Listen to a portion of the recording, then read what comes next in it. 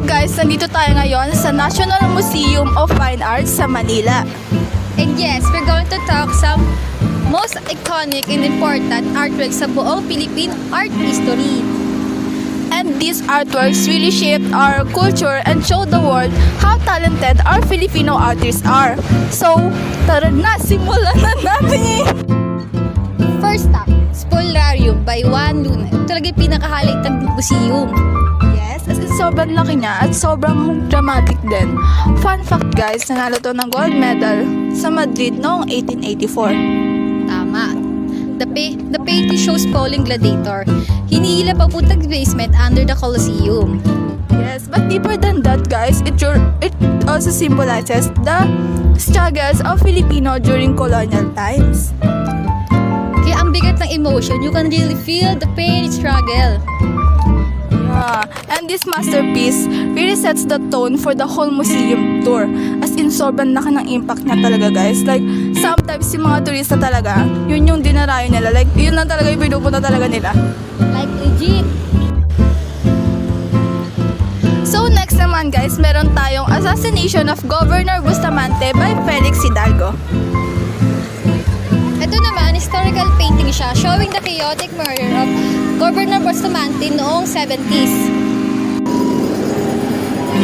Like, nakikita mo talaga yung tension guys. May mga guard, may mga priest.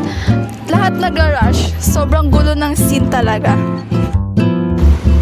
It reflects between politics and religious power noon. Of course, Hidalgo's technique is really amazing. The lighting, the movement, the emotion. Like, para talagang tumigil yung panahon. Guys, finally, meron tayong Planting Rice by Fernando Amorsolo. And si Amorsolo is known as the master of Philippine sunlight kasi ang ganda talaga niya gumamit ng light. This painting shows farmers planting rice under warm sunlight, very faithful and nostalgic. And pinapakita niya yung simple but hardworking life ng Filipino farmers.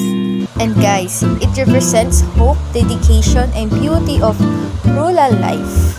So classic Amorsolo guys, he is optimistic, bright, and very Filipino talaga. Hey guys! So that's it guys for our detailed tour dito sa National Museum of Fine Arts. This painting ay di lang siya tungkol sa artwork, kundi tungkol siya sa history natin, identity, and culture. Yes guys, so sa mga hindi pa nakakapunta dito, you should visit it since libre lang naman ang entrance fee. So tara na! So moving on, balik tayo kay Luna with the Parisian life. Ito, ibang-iba siya from Luna's dark historical paintings. Dito, mas light, elegant, and relaxed. So the painting shows a woman sitting in a cafe in Paris, giving a soft picture of European lifestyle in the late 1800s. But interestingly guys, some people say na may hidden symbolism ito, na the woman represents the Philippines. So whether that's true or not, ang ganda talaga ng vibe ng painting. It shows another side of Luna, kaya niyang mag-capture ng ordinary moments beautifully. So next artwork, set in progress of medicine in the Philippines by Botong Francisco. Sobrang laki na ito guys. Kasi it's actually 4 mural panels originally made for PGH in 1953. It shows the evolution of medicine in the Philippines from ancient practice healing to modern medicine. That was make it special. Parang visual, timely to our medical history. And Botong style is a very distinct, strong line, dynamic scene, and very Filipino aesthetics guys. These murals are even declared as national cultural treasures. Meaning guys, sobrang historical and culture value niya.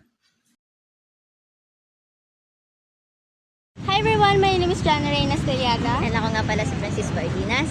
Ngayon kami nasa Luneta para Ibahagi ang konting kaalaman about sa history ng Luneta Park.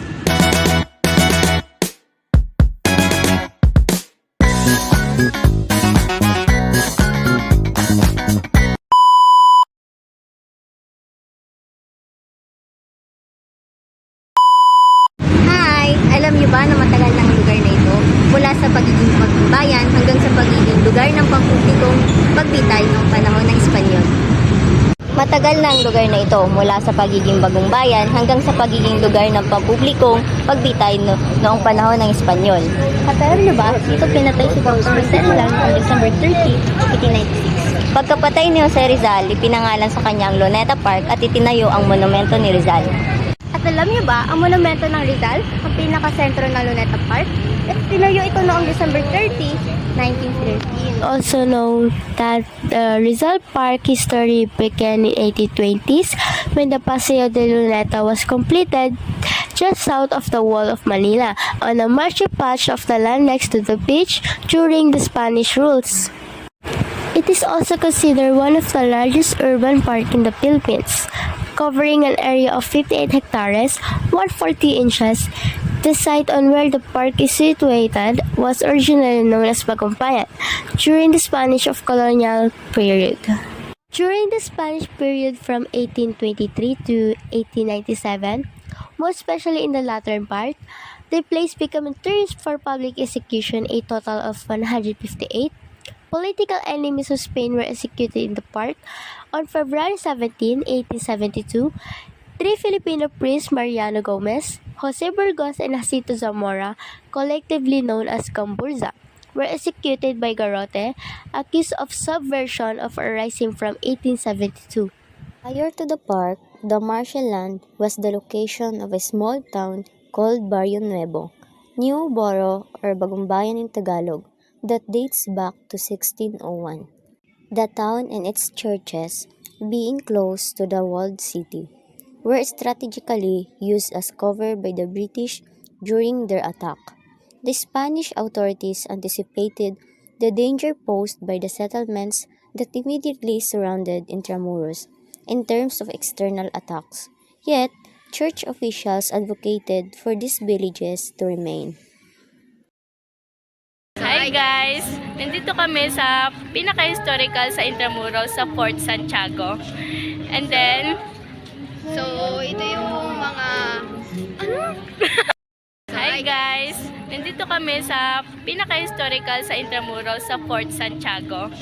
Guys, idiniklara bilang pambansang dambana at pambansang monumento noong 1951 at bilang pambansang pamanang kultura noong 2014. Ang Fort Santiago ay itinayo noong 1571 pa ng mga Kastila. Isa itong matibay na tanggulan sa nagsilbing proteksyon laban sa mga mananakop at bilang bahagi ng pamamahalan nila sa bansa. And guys, pagkapasok sa Fort Santiago, mapapansin natin agad ang mga lumang walls and pathways. Tsaka imagine, libo-libong tao ang dumaan dito, soldiers, travelers, and syempre si Jose Rizal. Inside the fort. Before, this area served as a military training ground of Spanish soldiers. Ngayon, it's a peaceful park where people can chill, take photos, or walk around. Ang ganda dito guys, very green, very serene, perfect for a relaxing stroll habang nag-appreciate ng history. Fort Santiago was built by the Spanish in 1593 to defend the city from foreign invasion and serve as the main stronghold of the government. Fort Santiago, it is a key part of whole city of Intramuros and was played a significant role in the building. And then, papakita namin sa inyo yung museum, museum tsaka ground. Museum na pasara na guys. Museum at tsaka yung ground. May ground pa kasi eh. Ay, bawal pala mag-video doon, nak. Guys, tingnan nyo, ang ganda. The beauty of Fort Santiago. Diba? Ganda. Ito na kami sa pinaka ng Fort Santiago. Papakita namin sa iyo kung saan. Papakita namin sa inyo kung saan Papakita ko kami sa inyo yung guys. pumapasok. Yung Ayun, pakita mo yan. yung statue ni ni Rizal. Yan guys, oh. Try no kasi Rizal, pwede pa siya pumasok. Statue ni Jose Rizal. Tapos dito naman. Tapos dito, Ayan. Diyan naman yung Shrine of Jose Rizal. Diyan yung makikita. Look guys, tignan nyo to. Ayan. Oh, nabasa nyo, hindi kasi baliktad. Pabasa kami sa shrine. At dito naman tayo sa Rizal Shrine. Dito makikita ang mga old pictures ni Jose Rizal, mga personal items niya, at ibang kagamitan pang kusina. At saka sinasabi sa Intramuros Administration na yung brick barracks na pinanggalingan daw ng museo ngayon ay dating bahagi ng fort noong 16th century. Guys, syempre hindi natin ipapahuli ang Pasig River Esplanade. Alam niyo ba na binibigyang halaga ang ilog bilang bahagi ng pambansang identidad, tulad ng pagpinta ni Rizal sa ilog bilang simbolo ng buhay at lipunan. At hindi lang puro kasaysayan, maganda rin ito, perfect sa photos, relaxation at pag-appreciate ng Old Manila vibe. We're heading to the dungeons, one of the darkest parts of the fort's history. These underground chambers were used to detain prisoners during the Spanish era and later during the Japanese occupation in World War II. Many prisoners suffered here, and some never made it out, kaya medyo eerie ang feeling sa loob, but it's an important reminder of what people went. That's our full Fort Santiago tour. This place is a beautiful blend of nature, architecture, and deep Philippine history. Whether you're a tourist, a student, or someone who just wants to learn more about the past, sulit na sulit ang visit dito.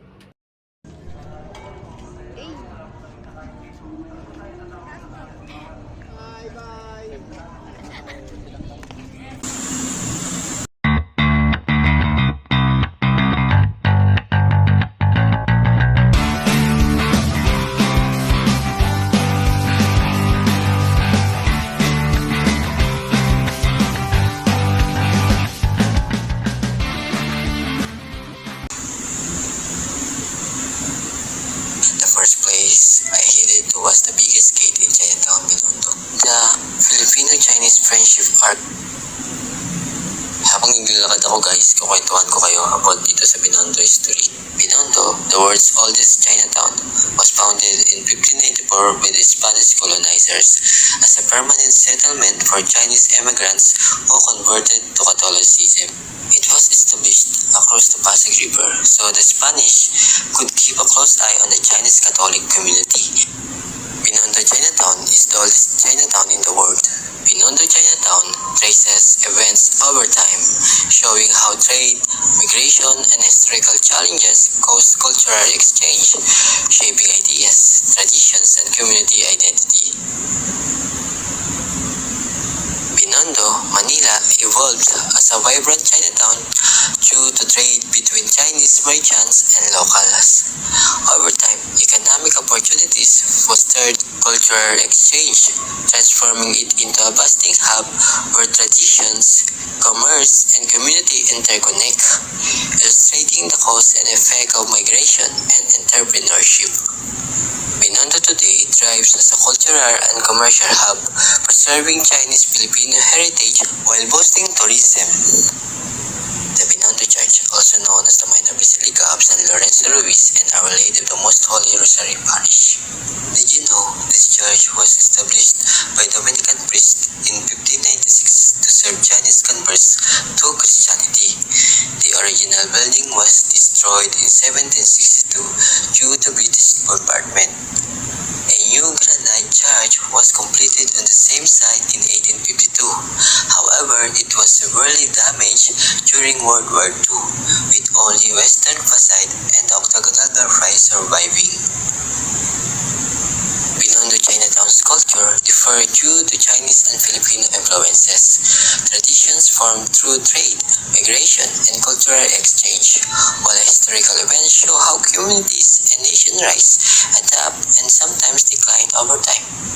Binondo awaits. Taste legendary food, experience culture, create unforgettable memories.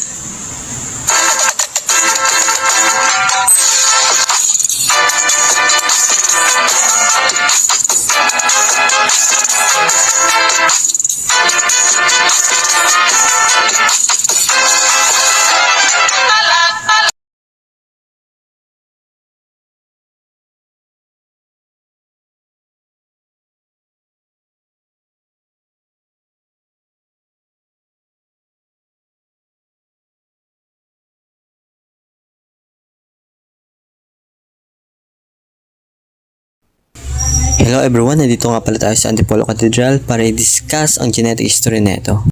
Alam nyo ba, it developed traces from a 1632 church to the current 1954 structure, marked by a damage from revolts and earthquakes, followed by reconstruction and its elevation to a national shrine in 1954 and a cathedral in 1983. It intertwined with the revered image of Our Lady of Peace and Good Voyage. It is a story of resilience and increasing religious significance. The central idea has always been the veneration of the 17th century wooden image of the Blessed Virgin Mary, known as the Nuestra Señora de la Paz y Buen Viaje, Our Lady of Peace and Good Voyage. The image accompanied Governor General Juan Niño de Tabora from Mexico to the Philippines in 1626, and its safe arrival and subsequent successful voyages of the Manila-Acapulco galleons fostered the belief in its miraculous protection. In 16th and 17th century, the initial idea was to establish a mission church by the Franciscan and later the Jesuit to evangelize the local indigenous people. The arrival of the miraculous image shifted the focus, and the church became a practical and spiritual beacon of protection and safe passage for seafarers and travelers during the galleon trade era. In 1980s, the rebuilding process after the war solidified the idea of resilience and national unity in faith. Its declaration as a national shrine in 1954 positioned it as a central hub for Filipino Catholic identity. The creation of the Diocese of Antipolo in 1983 elevated the church to a cathedral, integrating the idea of it being the seat of local ecclesiastical authority while maintaining its pilgrimage status. In the present, the Antipolo Cathedral now represents the intersection of faith and culture.